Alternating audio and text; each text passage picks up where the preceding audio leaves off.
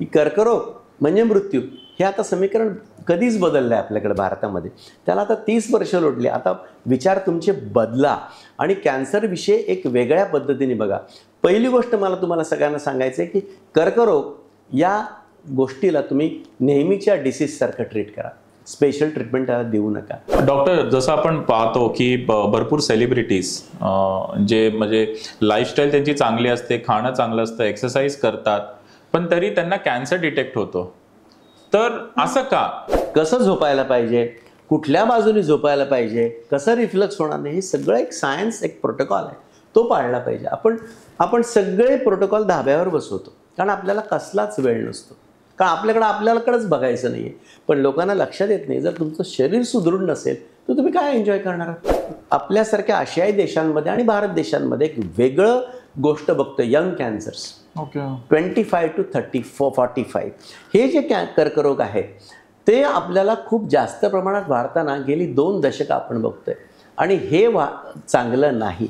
25 वर्षाच्या मुलीला जर ब्रेस्ट कॅन्सर होता, आपण काय त्याला उत्तर देणार आहोत? माहितीच नसतं लोकांना. कर्करोगाची व्याख्या लोकांना सांगता येत नाही. असं अनेक प्रबोधन माझे जेव्हा होतात तेव्हा मी पहिल्यांदा विचारतो कर्करोग म्हणजे काय. 100 पैकी 90 लोक चुकीच्या व्याख्या देतात. आता जर तुम्हाला कर्करोग म्हणजे माहितीच नाही तर तुम्ही त्याला घाबरता का?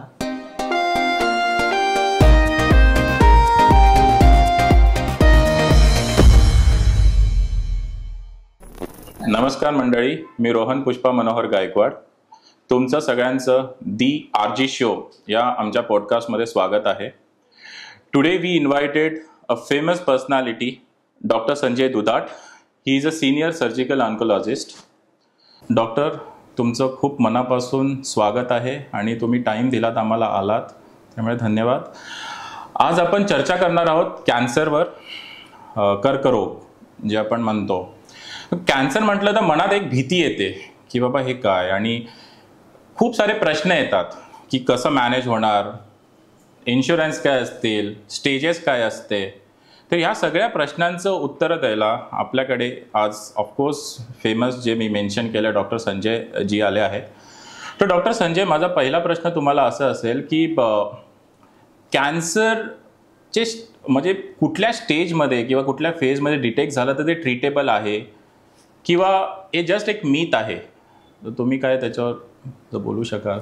पहिल्यांदा धन्यवाद मला इथे आपण बोलवल्याबद्दल. आणि कारण काय, हे विचार लोकांपर्यंत पोहोचवणं यालाच आपण जनजागृती म्हणतो आणि तोच आपण ह्याच्यातनं हा प्रयत्न करतो आहे. तर आता तुमचा प्रश्न खूप चांगला आहे की कॅन्सरच्या विविध स्टेजेस कोणत्या आणि त्याला ट्रीटमेंट काय असते. तर कॅन्सरच्या 4 प्रकारच्या स्टेज आहेत. स्टेज 1, स्टेज 2, स्टेज 3 आणि स्टेज 4. तर आपण बघितलं तर स्टेज 1, स्टेज 2 एका बाजूला ठेवायचं, स्टेज 3, स्टेज 4 एका बाजूला ठेवायचं. स्टेज 1, स्टेज 2 ऑलमोस्ट 100% क्युरेबल आहे. स्टेज 3 मधले पहिले 30% ॲग्रेसिव्ह ट्रीटमेंटने क्युअर होतात. उरलेले 70% कंट्रोल छान ठेवता येतो आणि क्वालिटी ऑफ लाईफ देता येते. फक्त मात्र स्टेज 4ला क्युअर जास्त आपल्याला पॉसिबल असते कारण तो शरीरामध्ये पसरलेला असतो. त्याच्यामुळे आपण त्याला विविध थेरपीने आपण त्याला कंट्रोलमध्ये ठेवू शकतो. सध्या आता कॅन्सरमध्ये इतके ॲडव्हान्सेस आहेत, खूपसे कॅन्सर आपण चांगल्या पद्धतीने बरे करू शकतो. ॲडव्हान्स कॅन्सरला सुद्धा आपण चांगली क्वालिटी ऑफ लाईफ द्यायचा प्रयत्न करू शकतो. आणि जे स्टेज 4मध्ये आहेत, उदाहरणार्थ ब्रेस्ट कॅन्सर जेव्हा कधी स्टेज 4मध्ये डिटेक्ट होतो, तो सुद्धा आपण 5-7 वर्षापर्यंत पुल ऑन करू शकतो. इतकी चांगली औषधं सुद्धा आपल्याकडे आज अवेलेबल आहेत. हो डॉक्टर, कॅन्सर ह्याच्या ज्या ट्रीटमेंट्स आहेत ह्याचा काही साईड इफेक्ट्स आपल्या बॉडीवर होतो का? आता आपल्याकडं कॅन्सरच्या जर थेरपी म्हणल्यात तर एक 4 प्रकारच्या ब्रॉड ट्रीटमेंट आहेत. एक तर सर्जरी म्हणजे शस्त्रक्रिया, दुसरी गोष्ट केमोथेरपी आणि टार्गेटेड थेरपी, तिसरं म्हणजे रेडिओथेरपी आणि चौथं म्हणजे hormonal therapy in the form of tablets. आता शस्त्रक्रियेचं उदाहरण घेऊ. शस्त्रक्रिया जेव्हा सुरू झाली तेव्हा अतिशय रॅडिकल शस्त्रक्रिया असायची. एका ऑर्गनच्या आजूबाजूचे पार्टसुद्धा काढायला लागायचे. त्याच्यामुळं पेशंटला ते खूप मॉर्बिड असायचं आणि कॉम्प्लिकेशन्स असायचे. ते सहन होण्याचं कधी प्रॉब्लेम असायचे. आता नवीन पद्धती जेव्हा त्याच्यात रिसर्च निघाला की cancer is a systemic disease, मग एवढी रॅडिकल सर्जरी करून उपयोग आहे का? तर म्हणून आपल्याकडे नवीन पद्धत सुरू झाली, ऑर्गन प्रिझर्वेशन आणि फंक्शन. म्हणजे अख्खा ऑर्गन न काढता जेवढा लागेल तेवढाच ऑर्गन काढायचा, बाकीचा प्रिझर्व करायचा आणि त्याला उरलेली ट्रीटमेंट द्यायची. याला म्हणतात organ preservation and its function, की जेणेकरून पेशंटला एक सुंदर क्वालिटी ऑफ लाईफ मिळते. हे झालं सर्जिकल. दुसरी गोष्ट म्हणजे किमोथेरपी. मी संक्षिप्तपणे सांगतोय. किमोथेरपी हे काय आहे, तर किमोथेरपी हे प्रकारचे जे केमिकल्स आहेत they are derived from the plants किंवा सबस्टन्सेस, मग ते प्युरिफाय केले जातात आणि त्याच्यानंतर ते ड्रग्जमध्ये कन्व्हर्जन होऊन ते मार्केटमध्ये येतात. Phase 1, phase 2, phase 3 ट्रायल्समध्ये. ऑफकोर्स आता किमोथेरपी याचं पहिलं उद्देश काय, तर शरीरामध्ये नुसताच लोकली नाही तर शरीरामध्ये पसरलेला मायक्रोसेल किल करणे. तर हा त्याचा ॲडव्हान्टेज. त्याच्यामुळं सर्जरीबरोबर हा क्युअर करण्यासाठी तितकीच त्याची मदत होते. आणि त्याचे साईड इफेक्ट आहेत, त्यात काय वाद नाही. आपण त्याला काही कॅडबरी चॉकलेट म्हणत नाही, पण साईड इफेक्टसुद्धा असतात, पण ते चांगल्या पद्धतीने समजून सांगितले आणि त्याच्यात काउंटरॅक्ट करणारे ड्रग्ज वापरले तर काही अंशी किंवा बऱ्याच अंशी ते कंट्रोल करू शकतात. तुम्ही बघा किमोथेरपीमध्ये होणारं vomiting is unheard of no. आता नाही, आता आपल्याला बघायला मिळत नाही एवढं. डोक्यावरचे केस जाणं मात्र हा एक साईड इफेक्ट आहे ज्याच्यावर आपण विजय मिळू शकलेलो नाही, पण तरीसुद्धा आम्ही पेशंटला त्यावेळेला विग देतो आणि ती फेज त्यांची जी असते ती ओव्हरकम करण्याचा प्रयत्न करतो. रेडिओथेरपी म्हणजे लोकल रेज, मग ब्रेस्टच्या ऑपरेशननंतर किंवा युट्रसच्या ऑपरेशननंतर किंवा ओरल कॅन्सर ऑपरेशननंतर या विविध प्रकारच्या रेडिओथेरपीजच्या ज्या रेज असतात त्या दिल्यानंतरसुद्धा लोकल साईड इफेक्ट होतात. पण आता मशीन्स एवढी ॲडव्हान्स झाली आहेत रोहनजी, की हायेस्ट एफिकसी आणि लोएस्ट साईड इफेक्ट असं त्याचं ब्रीद वाक्य आहे आजकाल. त्याच्यामुळं पेशंटना हार्डली एव्हर त्रास होतो. ओरल कॅन्सरमध्ये कधी कधी होऊ शकतो, पोटाच्या रेडिएशनवर कधी कधी होऊ शकतो, पण बाकीच्या ठिकाणी रेडिएशनचे साईड इफेक्ट्स अतिशय कमी आहेत. तर त्याच्यामुळे हे एक वरदान आहे. आणि बाकीच्या म्हणजे हॉर्मोनल टॅबलेट्स, टार्गेटेड थेरपी आता नवीन आले. आता जगामध्ये संशोधन असं चाललं आहे ना, की जेणेकरून तुमचा फर्स्ट एम क्युअरपेक्षा क्वालिटी ऑफ लाईफ. राईट. तुमची पेशंट ट्रीटमेंट होताना जर पेशंट मिझरेबल होत असेल तर त्याचा काय उपयोग. तर म्हणून अशा काही ट्रीटमेंटचे आता इन्व्हेन्शन्स होतील की त्या पेशंटला अत्यंत फायदा तर होईलच, पण अतिशय कमी त्रास होईल. मला तर अजूनही असं वाटतं की 20-1 वर्षांनी असे काही शोध लागतील की किमोथेरपीसुद्धा कदाचित आपल्याला पाहायला मिळणार नाही किंवा दुसरे ड्रग येतील. तर cancer treatment will be on genetic changes किंवा टॅबलेट्स असं सुद्धा होऊ शकतं. इतके चांगले $1 बिलियन रिसर्च त्याच्यावर चालू आहे. सो डॉक्टर, जी आत्ताची लाईफस्टाईल आपली चालली आहे, स्ट्रेस, प्रोसेस फूड, तर हे कॉन्ट्रीब्युटिंग फॅक्टर आहेत का कॅन्सरमध्ये? पहिलं वाक्य मी डिक्लेअर करतो, cancer is a lifestyle disease. Lifestyle अत्यंत महत्त्वाची आहे आणि हल्लीची जी लाईफस्टाईल आहे especially younger generation, middle aged people, हे अत्यंत हानिकारक आहे. नंबर 1 तर त्या लाईफस्टाईल का चुकीची, कारण लाईफस्टाईलमध्ये अनेक गोष्टी अशा आपण वापरायला लागलो की ज्या हानिकारक आहेत. मग तंबाखूचं व्यसन आहे, स्मोकिंग आहे, दारू आहे, अतिमद्य सेवन आपण ज्याला म्हणू शकतो, नंतर फास्ट फूड आहे, नंतर तुमचं काही साईड इफेक्ट आहेत की जे अजून जेणेकरून ते आपल्याला अजून हातात मिळाले नाहीत. उदाहरणार्थ दूरध्वनी, मोबाईल, ह्याच्यात सुद्धा काही साईड इफेक्ट पण आपल्याला अजून मुबलक त्याच्यावर असं एव्हिडन्स मिळालेलं नाही आहे. आणि अशा अनेक गोष्टी जर एकत्रीकरण केलं, लक्षात ठेवा कॅन्सर इज अ मल्टीफॅक्टोरियल. एकाच गोष्टीने होतो असा नव्हे, पण तंबाखूने होणारे कॅन्सर्स नक्कीच आहेत. कॅन्सरमधले 1/3% कॅन्सर हे तंबाखू किंवा तंबाखूजन्य पदार्थांमुळे होतात, हे कायम लक्षात ठेवायचं. त्याच्यामुळे या गोष्टींपासून दूर राहणे आणि तंबाखू आणि मद्यपान हे जर एकत्र केलं तर साईड इफेक्ट डबलने ट्रिपल यांनी वाढू शकतात. एवढं त्याचा प्रादुर्भाव आहे आपल्या शरीरावर. त्याच्यामुळं आपण या गोष्टीपासून दूर राहणं, लोकांना त्याची जनजागृती करून देणं, लोकांना त्या साईड इफेक्ट्सविषयी ते समजून सांगणं हे आपलं आद्य कर्तव्य. या गोष्टीला बंबार्डमेंट लागते अवसारखी. सो डॉक्टर, जेव्हा कॅन्सर डिटेक्ट होतो तर ब्लड जे असतं आपलं हे थिक होतं का? नाही, कधी कधी ना ॲडव्हान्स कॅन्सरमध्ये तुम्हाला थ्रॉम्बोसिस किंवा रक्ताच्या गुठळी ज्या होतात ना त्या कदाचित या गोष्टीत असू शकतात. पण ज्याला कॅन्सरचं बळ आहे त्याची ब्लड व्हिस्कॉसिटी थोडीशी जास्त असते, त्यात काय बात नाही. म्हणूनच कॅन्सर ट्रीटमेंट करताना आम्ही ज्या गोष्टी वापरतो, सपोज पोर्ट कॅथेटर इन्सर्शन आहे, कुठले कॅथेटर टाकले की आजूबाजूला थ्रॉम्बोसिस किंवा रक्ताच्या गुठळ्या तयार होण्याची शक्यता असते, पण ते ॲडव्हान्स कॅन्सरमध्ये. राईट. छोट्या कॅन्सरमध्ये Okay. त्याचं परिमाण आपल्याला परिणाम एवढा दिसत नाही. ओके डॉक्टर, अजून एक क्वेश्चन होता, जसं कॅन्सरच्या पेशंटला जर पॅरालिसिस झाला तर ह्याच्यावर आपण किमो करू शकतो का पॅरालिसिस पेशंटवर? आता कॅन्सर पेशंटला असणाऱ्या आपण त्याचा एक वेगळा विषय असा घेऊया की कोमॉर्बिडिटीज. मग डायबिटीज असू द्या, ब्लड प्रेशर असू द्या, पॅरालिसिस असू द्या, हार्ट प्रॉब्लेम असू द्या, मग त्यांचं जे परफॉर्मन्स स्केल आम्ही कॅल्क्युलेट करतो आणि त्याच्यावरनं ठरवतो आपण हे करू शकतो का नाही. पण आता पॅरालिसिस खूपच ॲडव्हान्स असेल तर आपल्याला त्यांना केमोथेरपी किंवा ह्याने ट्रीट नाही करता येत, कारण ते करताना जर अजून दुसरं डॅमेज झालं तर मग काय करणार. तर ही कॅन्सरविषयी विथ पॅरालिसिस हे अतिशय कठीण आणि गंभीर स्वरूपाची बाब आहे. त्याच्यामुळे ट्रीटमेंटला खूप अडथळे येतात. मग अशा वेळा आम्ही लोकल सर्जरी करतो. आमच्याकडे येतात ना असे patient had paralysis, local breast cancer आहे, आम्ही तो ब्रेस्ट कॅन्सर काढतो आणि जर तो कर्मधर्म संयोगाने हॉर्मोन पॉझिटिव्ह निघा तर त्यांना टॅबलेटवर ठेवतो, कारण त्यांना मोठ्या सर्जरीसाठी फिटनेस पण नसतो.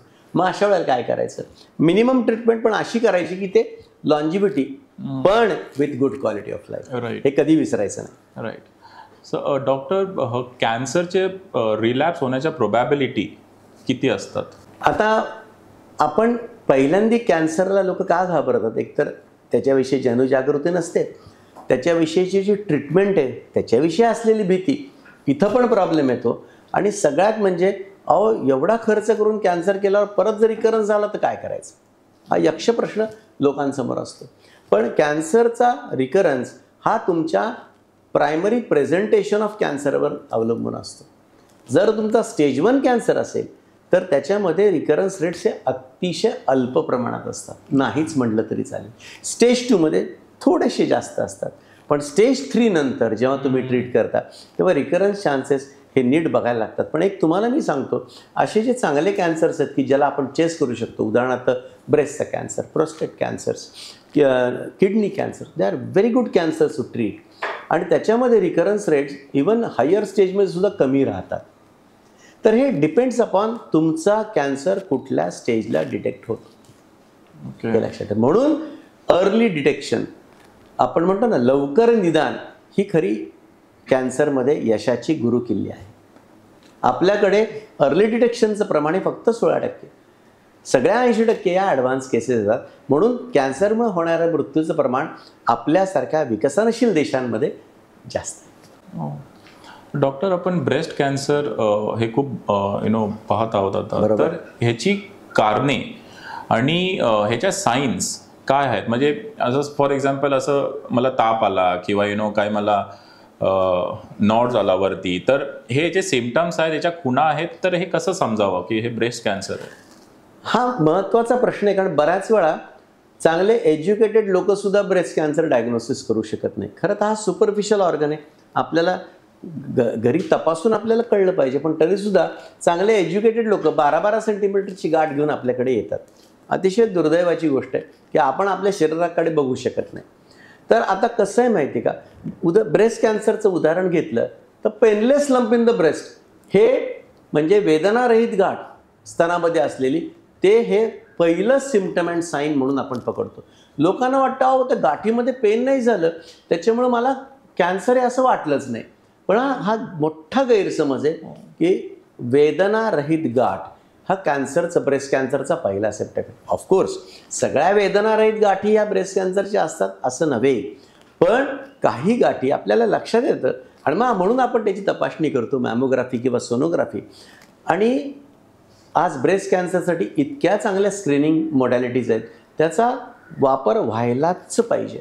आणि आज ब्रेस्ट कॅन्सर एवढा रॅम्पंट आहे, वाढतोय दिवसेंदिवस, आणि पीक पिरियडला जाईल तो 2030 नंतर आपल्याकडं. आणि एस्पेशली आम्ही आपल्यासारख्या आशियाई देशांमध्ये आणि भारत देशांमध्ये एक वेगळं गोष्ट बघतो, यंग कॅन्सर्स.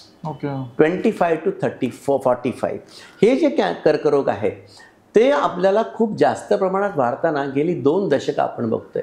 आणि हे चांगलं नाही. 25 वर्षाच्या मुलीला जर ब्रेस्ट कॅन्सर होता, आपण काय त्याला उत्तर देणार आहोत? अतिशय मोठा प्रश्न आपल्यासमोर.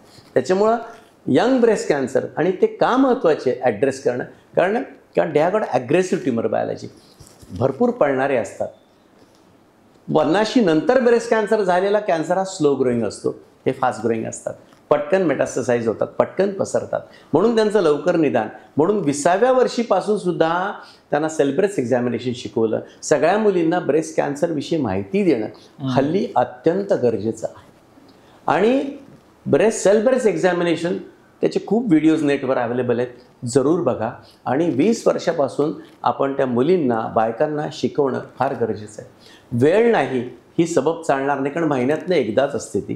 त्याच्यामुळं मला वेळ नाही, मला लक्षात नाही, असं करू नये. कारण काही गोष्टी जर आपल्याला सुदृढपणे आपल्याला जगायचं असेल किंवा लवकर निदान करायचं असेल तर या गोष्टींचा वापर करणं गरजेचं आहे. आणि मग 40 नंतर मॅमोग्राफी वगैरे सगळ्या गोष्टी येतात.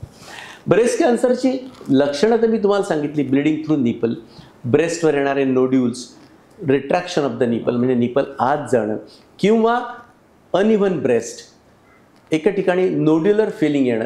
त्या सगळ्या गोष्टीच्या सिम्पटम साईन्स वेगळ्या असतात, पण त्या आपल्याला वाटल्या तर हे तुम्हाला सेल्फ ब्रेस्ट एक्झामिनेशनमध्ये कळतं रिपीटेड करून. आणि मग तुम्ही डॉक्टरकडे ते जाऊन दाखवा. सेल्फ ट्रीटमेंट करू नका. दुसरी गोष्ट म्हणजे जे रिझन्स भरपूर आहेत आपल्याकडे. Breast cancer is estrogen dependent cancer. Estrogen हॉर्मोनवर डिपेंडंट आहे. आता आपले मासिक पाळी, नॉर्मली आपल्याकडे मासिक पाळी 13-14ला सुरू होते आणि 47-48ला मेनोपॉज होतं. ही नॉर्मल सायकल आता गेले 3 दशकं पूर्ण बदलून गेली. 9व्या वर्षी आता मासिक पाळी बऱ्याच मुलींना येते आणि मेनोपॉज येतो 57-58ला. तर जवळजवळ 13 ते 14 वर्ष आपण इस्ट्रोजन हॉर्मोनच्या आधिपत्याखाली असतो, रादर फोकस खाली असतो. त्याच्यामुळे त्याची साईड इफेक्ट होऊन ब्रेस्ट कॅन्सर होतं अशा लोकांना. त्याच्यानंतर अपत्यहीन स्त्रिया किंवा ज्यांना मूलच होत नाही कधी, लेट प्रेग्नन्सी होतात 35 नंतर, अशा लोकांना हा कॅन्सरचा प्रादुर्भाव जास्त जाणवतो. हेरिडिटरी ब्रेस्ट कॅन्सर आपल्याकडे आले. आता BRCA1 BRCA2 जेनेटिक म्युटेशनसुद्धा ब्रेस्ट कॅन्सर, ओव्हॅरियन कॅन्सर्समध्ये आलेले आहेत. पर्सेंटेज 10 ते 15% असलं तरी आपल्याला अशा हाय रिस्क इंडिव्हिज्युअलला आयडेंटिफाय करून चांगल्या पद्धतीने त्यांना मॉनिटर करणं आणि डिटेक्शन करणं गरजेचं आहे. हॉर्मोन रिप्लेसमेंट थेरपी, मेनोपॉज नंतर आपला चेहरा चांगला दिसावा म्हणून बायका कधी कधी याचा वापर करतात. पण हे डॉक्टरच्या सल्ल्याशिवाय करू नका. तुमच्या घराण्यात जर ब्रेस्ट कॅन्सरची हिस्ट्री असेल तर हॉर्मोन रिप्लेसमेंट करताना 10 वेळा विचार करा. आणि महत्त्वाचं म्हणजे ओबेसिटी, अतिस्निग्धता, अतिस्निग्ध पदार्थ खाऊन जे वजन वाढतं, ओबेसिटी वाढते, त्याच्यामुळं या कॅन्सरची शक्यता जास्त. आपल्या ह्याच्यात बरंच बोलतंय पण आपण संक्षिप्त ठेवूया. सर डॉक्टर, जसं स्किन कॅन्सर झाला किंवा ब्लड कॅन्सर झाला, ब्रेस्ट कॅन्सर झाला, ह्याच्या सगळ्याच्या लाईन ऑफ ट्रीटमेंट सेमच असतात की वेगळ्या वेगळ्या? सगळ्यांच्या वेगळ्या.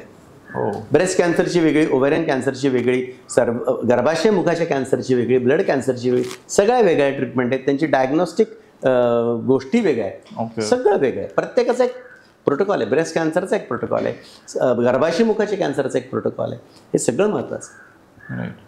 सो डॉक्टर, जसं आपण पाहत आहोत कॅन्सरचं प्रमाण खूप वाढलंय, तर असं कुठले असे कॉमन कॅन्सर्स आहेत जे यंग पेशंटमध्ये तुम्हाला दिसून येत आहेत? आता जर तुम्ही कॉमन कॅन्सर्स पुरुष आणि स्त्रियांमध्ये बघितले, आपण पुरुषांचा विचार करू. नंबर 1चा कॅन्सर म्हणजे ओरल कॅन्सर, जो तंबाखू सेवनाने किंवा तंबाखूजन्य पदार्थांनी होतो. दुसरा त्यांचा क्रोनॉलॉजिकल ऑर्डरमध्ये देतोय मी, फुफ्फुसाचा कॅन्सर. तिसरा येतो तो स्टमक कोलोरेक्टल कॅन्सर. चौथा प्रोस्टेट. हे असे क्रोनॉलॉजिकल ऑर्डर. पूर्वी प्रोस्टेट कॅन्सर एवढा कॉमन नव्हता, 70 खाली आपल्याला मिळायचं नाही, पण आता 50 नंतर मिळतं. तर ते प्रमाण वाढलेलं आहे. स्त्रियांमध्ये बघाल तर अर्बन एरियामध्ये स्तनाच्या कॅन्सरचं प्रमाण अतिशय टॉपला आहे. रुरल एरियामध्ये थोडं कमी आहे, पण ते पण आता व्हायला लागलं आहे. गर्भाशय मुखाचा कॅन्सर रुरलमध्ये जास्त आहे, अर्बन एरियामध्ये कमी आहे. नंतर ओव्हॅरियन कॅन्सर, बीजांडकोशाचा कॅन्सर वाढतं आहे. आणि महिलांमध्ये सुद्धा आता स्मोकिंग वाढल्यामुळं oral cancer, food pipe cancer याचं प्रमाणसुद्धा वाढतं आहे. मोठ्या आतड्याचा कॅन्सर, आपल्याकडे पूर्वी मोठ्या आतड्याच्या कॅन्सरचं प्रमाण, मला अजून आठवतं मी टाटा हॉस्पिटलला 92ला जॉईन झालं तेव्हा खूप कमी होतं. आणि तेच मी आत्ता 32 वर्षानंतर बघतोय. कमालीची वाढ त्याच्यामध्ये झाली, कारण आपल्या फूड हॅबिट्स सगळ्या चेंज झालेल्या आहेत. राईट. म्हणजे आपले वेस्टर्न लोक आता वेगन डाएटवर जातात, आपण एक्झॅक्टली उलटं फॉलो करतोय. मला वाटतं आपण चांगल्या गोष्टी सगळ्यांच्याच चांगल्या घ्याव्यात आणि वाईट गोष्टीवर आपण लक्ष देऊ नये, हा निर्धार मात्र आपण बाळगायला पाहिजे. जी करंट लाईफस्टाईल आपली चालली आहे, करंट आपलं खाणं, irregular eating habits, unconditional lifestyle, ह्याच्यामध्ये ॲसिडिटीचं प्रमाण खूप वाढलं आहे. तर ॲसिडिटी पण एक कॉन्ट्रीब्युटिंग फॅक्टर असू शकते का कॅन्सरसाठी? ॲसिडिटी हा अतिशय ग्रॉस टर्मिनॉलॉजी पहिलं तुम्हाला सांगतो. आता ॲसिडिटी म्हणजे लेमॅनसाठी काय की पोट बिघडणे, सिंपल गोष्ट. ॲसिडिटी आमच्या दृष्टीने कशी असते की खाल्ल्यानंतर जी पोटामध्ये जळजळ होते किंवा खाल्ल्यानंतर रिफ्लक्स वरती येतो, त्याला आपण ॲसिडिटी म्हणू शकतो. अदरवाईज पोट गडबडलंय किंवा ब्लोटिंग झाले, it is not acidity, that is called as irritable bowel syndrome. पण आता ही ॲसिडिटी का होते? आपल्याकडं सगळ्यांची बाहेर जेवणाची सोय किंवा पार्ट्या या संध्याकाळी असतात, ड्रिंक्स पण संध्याकाळी असतात. या सगळ्या गोष्टींनी हा गोष्ट वरती येतात रात्री झोपल्यापासून, ज्याला आपण रिफ्लक्स म्हणतो. आणि त्यांनी फूड पाईप कॅन्सर, स्टमकचा कॅन्सर वाढू शकतं. जितकं जास्त स्पाईस खाल तेवढं तुम्हाला food pipe, oral cancer, stomach cancer होण्याची दाट शक्यता असते. त्याच्यामुळं खाताना विचार करा. रात्री शक्यतो मसालेदार पदार्थ, तिखट पदार्थांचं सेवन कमी करावं.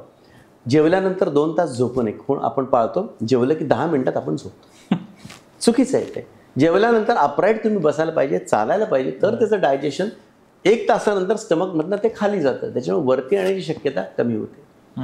कसं झोपायला पाहिजे, कुठल्या बाजूने झोपायला पाहिजे, कसं रिफ्लक्स होणार नाही, हे सगळं एक सायन्स, एक प्रोटोकॉल आहे, तो पाळला पाहिजे.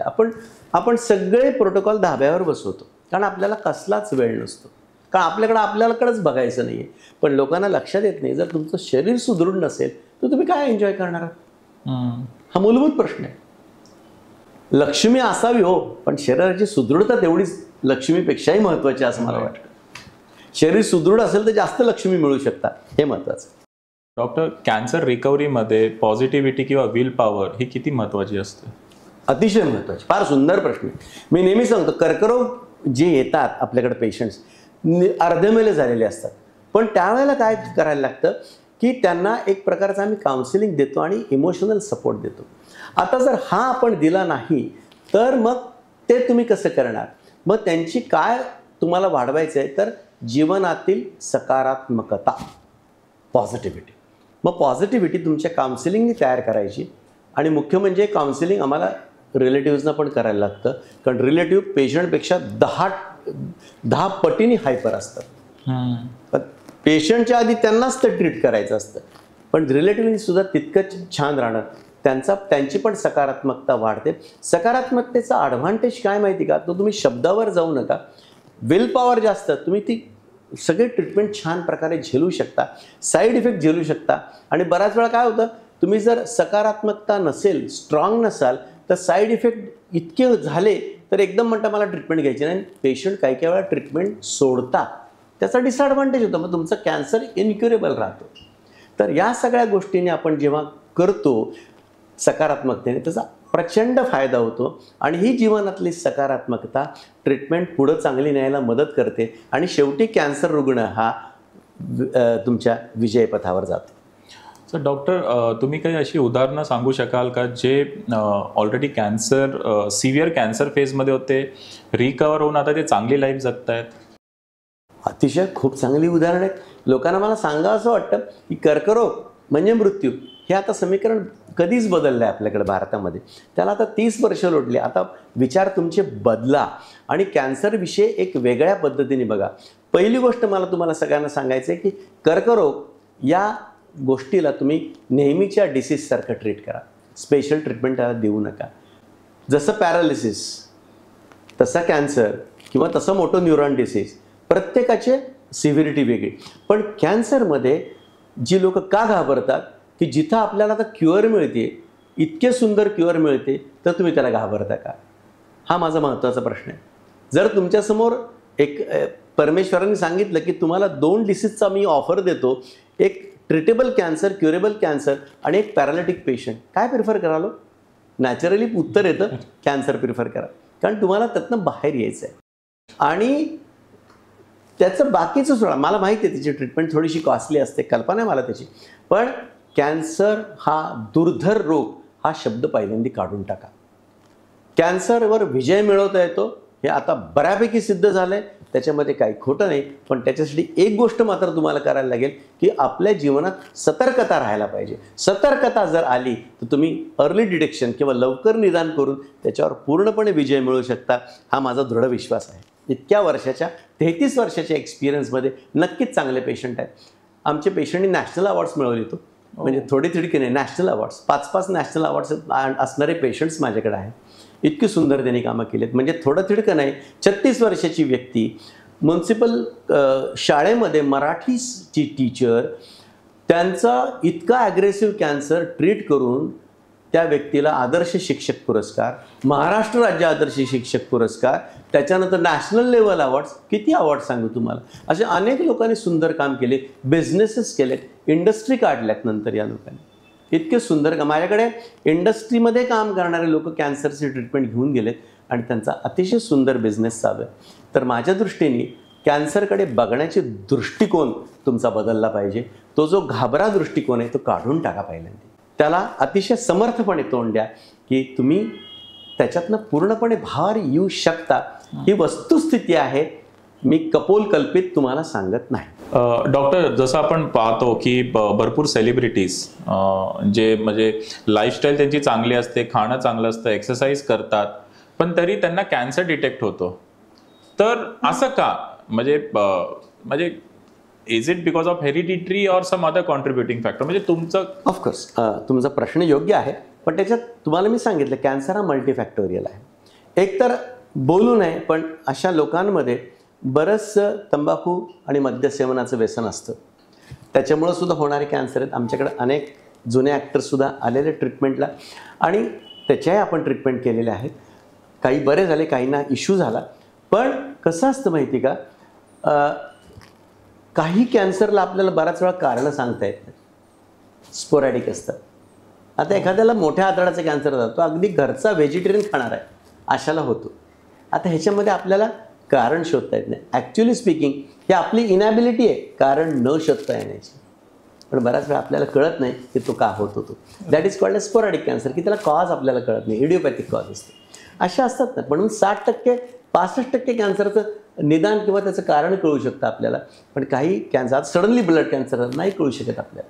आता 7 वर्षाच्या मुलाला ब्लड कॅन्सर झालं, काय कारण आहे? म्हणजे कुठेतरी जीन्समध्ये प्रॉब्लेम आहे, असं पण त्याचा अर्थ होऊ शकतो. आणि ॲक्च्युली स्पीकिंग सेलिब्रिटी या लोकांना कर्करोग कमी व्हावेत कारण ते एक्सरसाइज, न्यूट्रिशन एवढा जोर देतात. पण बऱ्याच लोकांना स्मोकिंग असतं, बऱ्याच लोकांचं तंबाखू असतं, बऱ्याच लोकांचा गुटखा असतो, काही लोकांचं मद्यसेवन असतं. तर या सगळ्या गोष्टींनी होणारे कर्करोग आहेतच की. डॉक्टर, तुम्ही खूप अवेअरनेस प्रोग्राम करताय कॅन्सरबद्दल.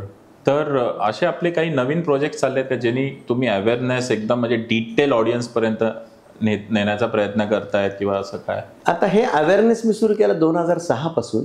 मला एकच लक्षात आलं की कर्करोगावर विजय मिळवायचा असेल तर आपल्याकडे एकच गोष्ट महत्त्वाची म्हणजे जनजागृती. आपल्याकडे सिटीमध्ये जनजागृती कमी आहे, तर पेरिफेरीचं काय विचारणार तुम्ही? माहितीच नसतं लोकांना. कर्करोगाची व्याख्या लोकांना सांगता येत नाही. असं अनेक प्रबोधन माझे जेव्हा होतात तेव्हा मी पहिल्यांदा विचारतो कर्करोग म्हणजे काय. 100 पैकी 90 लोक चुकीच्या व्याख्या देतात. आता जर तुम्हाला कर्करोग म्हणजे माहितीच नाही तर तुम्ही त्याला घाबरता का? हास्यास्पद प्रश्न होतो की नाही, की आम्ही घाबरतो त्याला. का घाबरतो? तुम्हाला काय तेच माहिती नाही. कारण त्यांच्याबरोबर एक समीकरण जोडलंय, कर्करोग म्हणजे तुम्ही 100% मरणार. ते पूर्ण बदललंय आता समीकरण. हे लोकांनी लक्षात ठेवायचं. त्याच्यामुळं जनजागृतीचे प्रोग्राम सुद्धा एका माणसाने करून उपयोग नाही हो, ते सगळीकडनं आलं पाहिजे. कारण 2050 मध्ये आम्ही जर असं प्रेडिक्ट करतो की हा इन्सिडेन्स एवढा वाढेल, हे जर आता चेंज नाही झालं लाईफस्टाईल किंवा काय, तर खूप वाढेल प्रमाण. म्हणजे उद्या कॅन्सरचं मिनी एपिडेमिक येऊ शकतं, असं सुद्धा होऊ शकतं. त्याच्यामुळे या ह्याच्यावर आळा घालणं, लाईफस्टाईल, चांगलं फूड. करोनामध्ये किती लोकांना छान सवय लागल्या, पण नाही. करोना संपल्यानंतर दुसऱ्या दिवशी रेस्टॉरंटला लाईन लावून बसले होते लोक. चुकीचं आहे ना. परत तुम्ही पहिले पाडे 55 वर आला. मग याचा अर्थ काय? कळत पण वळत नाही असं आपण म्हणू शकतो. पण हे चुकीचं आहे. आता तुम्हाला चांगलं राहायचं असेल तर शरीराची काळजी घेणं अतिशय महत्त्वाचं आहे. मी साधं उदाहरण देतो. आपण चहा घेतो, बरोबर, गरम चहा घ्यायचा. मी तर सांगतोय इतका हॉट चहा घ्यायचा ना, चहामध्ये बोट बुडवावर 1 मिनिट बुडवाल का? नाही बुडवणार, कारण ते भाजेल. मग आतल्या टिश्यूना नाही त्रास होणार. त्याचा विचार आपण करतो. म्हणून मी लोकांना सांगतो शरीराची पूजा करा, शरीराच्या पेशींना त्रास देऊ नका. कारण एकदा पेशी रडायला लागल्या ना तर कुठल्या डॉक्टरला ऐकत नाहीत. मग हे फार महत्त्वाचं आहे. त्याच्यामुळं आपल्या शरीराला जपून सगळ्या गोष्टी करा आणि झेपेल त्या गोष्टी आपण कराव्यात. काही पण करतो म्हणून आपण ते करायला जायचं का? अनुकरण करू नका. स्वतःला ओळखायला शिका, स्वतःची कॅपॅसिटी ओळखायला शिका आणि मग ते काम करा. म्हणजे तुम्हाला त्याची एन्जॉयमेंट मिळेल आणि स्ट्रेस जो आहे ना, मानसिक ताणतणाव, हा कोपअप करण्याची खूप गरज आहे सर. राईट. आणि आता तुम्ही जर म्हणाल की मला मानसिक तणावाला खाली राहताच येत नाही, तर तुम्ही आज या वर्ल्डमध्ये राहण्यास योग्य नाही. कारण आता जे वर्ल्ड ज्या पद्धतीने चाललंय, रॅपिड अर्बनायझेशन चाललंय, त्याला तुम्हाला तोंड द्यायला तितकंच ठामपणे तुम्हाला उभं राहायला पाहिजे. राईट. तरच तुम्ही पुढे जा, नाही तर मग पुढे जायची अपेक्षा ठेवू नका. बरोबर. तर या सगळ्याचं गणित हे सगळं जमलं पाहिजे. म्हणून स्वतःची मानसिक शक्ती छान पाहिजे, व्यायाम करून शरीर सुदृढ केलं पाहिजे, चांगले विचार ठेवले पाहिजेत, चांगल्या कामांची आवड ठेवली पाहिजे, तर ते एकत्रितपणे तुम्हाला. आणि योगा, मेडिटेशन आणि व्यायाम हे जे ट्रायड आहे ना, रोज 2 तास बॉडीला द्यायची. मी लोकांना नेहमी सांगतो 1 तास एक्सरसाइज, 1 तास योगा, मेडिटेशन, ओंकार, हे तुम्हाला 25 ते 30% कर्करोग याचा इन्सिडन्स कमी दाखवतं. 25 ते 30% खूप मोठं पर्सेंटेज आहे माझ्या दृष्टीने, ह्यूज इट इज. पण नाही करत. आम्हाला एक्सरसाइज करायला वेळच नाही हो, 24 तासातनं वेळ नाही. व्हॉट्सअप बघायला 3 तास लागतात, त्यातलं 1.5 तास द्या ना एक्सरसाइजला. पण नाही करत आपण ते व्हॉट्सअप फॉरवर्डमध्ये आपण त्याच्यामध्ये धन्यता मानतो. नाही, मोबाईलचा वापर कमी करा. अन्यश्री मोबाईलवर बोलू नका, कारणाशिवाय जास्त वापरू नका. कारण रेडिओ मॅग्नेटिकचा वेव्ह आत्ता आपल्याला एव्हिडन्स दाखवत नाही, पण पुढे एव्हिडन्स दाखवू शकतं. पण एव्हिडन्स याची वाट पाहणार आहात का तुम्ही? नाही, तेव्हा वेळ निघून गेलेली असते. फूड आत्ता सुधारा. घरातलं फूड खा, जास्त बाहेर खाऊन. तुम्ही कधीतरी ऑकेजनली खा ना बाहेर, पण अल्टरनेट डे तुम्ही बाहेर जाताना मग ते वेगवेगळ्या पद्धतीच्या तुम्ही गोष्टीकडनं मागून घेता. आणि ते फूड कसं असतं हे आपल्याला माहिती, तुम्हाला माहिती, पण तुम्हाला त्या जिभेला अत्यंत चवदार गोष्टींची सवय लागली, पण ते आत मात्र ते विषारी आहे, हे विसरू नका. त्याच्यामुळे चांगल्या फूड, चांगल्या सवयी फार महत्त्वाचं आहे. उत्तम शिजवलेलं अन्न, बर्गर्स खाऊन, फ्रीज्ड बर्गर खाऊ नका. घरात चांगलं बटाटा वडा घरातही करता येतो, पण आम्हाला घरात काहीच करायचं नाही सारखं. अशी जर परिस्थिती झाली तर 20 वर्षानंतर मुंबईसारख्या ठिकाणी तर मला वाटतं हाफ घरांमध्ये किचन बंद होतील आणि सगळं फास्ट फूड येईल बाहेर. कारण आम्हाला करायचा कंटाळा आहे. आणि स्वयंपाक करणं हे बिलो डिग्निटी आहे. ही जी भावना रुजती यंग जनरेशनमध्ये, चुकीचं आहे माझ्या दृष्टीने. डॉक्टर, आपण रुटीन ब्लड चेक करतो, बिकॉज कॅन्सर तर आपण विचारच नाही करू शकत की मी कॅन्सर रिलेटेड पण ब्लड चेक करू. पण रुटीन ब्लड चेकमधनं आपल्याला कळून येतं का, म्हणजे काही साईन्स भेटतात का आपल्याला की याला कॅन्सर डिटेक्ट होईल किंवा कॅन्सर रिलेटेड काय आहे? खूप छान प्रश्न विचारला. त्या प्रश्नासाठी तुमचं कौतुक करू इच्छितो, कारण लोकांना त्यातला काय चूक आहे त्याच्यातनं कळेल. पहिल्यांदा ब्लड टेस्टमधनं फार जास्त गोष्टी कळत नाहीत. CBC-मधनं तुम्हाला अंदाज येतो इन्फेक्शन आहे किंवा काय आहे. ब्लड कॅन्सर तुम्हाला CBC-मधनं कळू शकतो, कळलं की नाही. पण कॅन्सरसाठी जे ट्युमर मार्कर्स हल्ली करतात, ब्लड टेस्ट आहेत, त्या स्क्रीनिंग म्हणून हल्ली वापरल्या जातात, ते माझ्या दृष्टीने चुकीचं आहे. ओके. स्क्रीनिंग म्हणून त्याचा वापर इंटरनॅशनली अलाउड नाही. ते कधी वापर आहे का, आता एखाद्या व्यक्तीला ओव्हरीचा काहीतरी गाठ आहे असं सोनोग्राफीत दिसलं तर आपण त्याचं कंपॅरिझन किंवा त्याला सपोर्ट करण्यासाठी CA-125 ट्युमर मार्कर करतो. पण एका नॉर्मल फिमेलमध्ये मी CA-125 करणारच नाही. उद्या चुकून जर ते हाय आलं तर किती डोकेदुखी होईल. त्याच्यामुळे हे जे ट्युमर मार्कर्स आहेत, blood tumour markers are not to be done as a screening unless there is some sort of symptoms and science to support. Very insightful. अतिशय महत्त्वाचं आहे. Very insightful. नाही तर मग लोक करतात आणि लोकांना वाटतं एक ब्लड दिलं की माझा कॅन्सर डिटेक्ट झाला. असं नाही होत, असं नाही येते. अशा ब्लडमधनं येणाऱ्या गोष्टी वेगळ्या किंवा आणि कुठल्याही ना, अजूनही आज आपल्याकडे प्रेडिक्टेबिलिटी झाली नाही की तुम्हाला कुठला कॅन्सर होईल.